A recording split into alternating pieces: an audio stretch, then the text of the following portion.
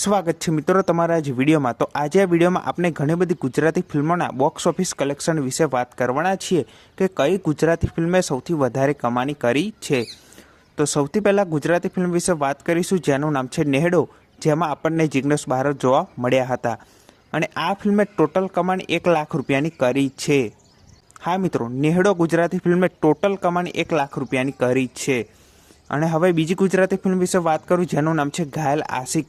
તો આ ફિલ્મે ટોટલ કમાણી 2 લાખ રૂપિયાની કરી છે અત્યાર સુધીમાં। અને ભોલા ગુજરાતી ફિલ્મ વિશે વાત કરું તો આ ફિલ્મના કોઈ જ કલેક્શન નથી કે આ ફિલ્મે ટોટલ કેટલી કમાણી કરી છે।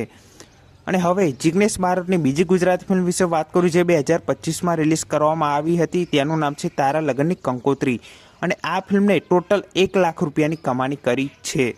અને હવે વિક્રમ ઠાકોરની ફિલ્મ ભોળાનો ભગવાન વિશે વાત કરું તો આ ફિલ્મની ટોટલ કમાણી 44 લાખ રૂપિયા છે। અને વર્લ્ડ વાઇડ જોઈએ તો આ ફિલ્મે ટોટલ 48 લાખ રૂપિયાની કમાણી કરી લીધી છે।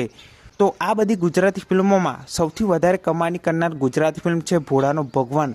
તો વિક્રમ ઠાકોરની આ ફિલ્મ સુપર ડુપર હિટ થઈ ગઈ છે। અને જો તમારે આવા જ ગુજરાતી ફિલ્મોના બોક્સ ઓફિસ કલેક્શન જાણવા હોય તો કમેન્ટ જરૂરથી કરજો।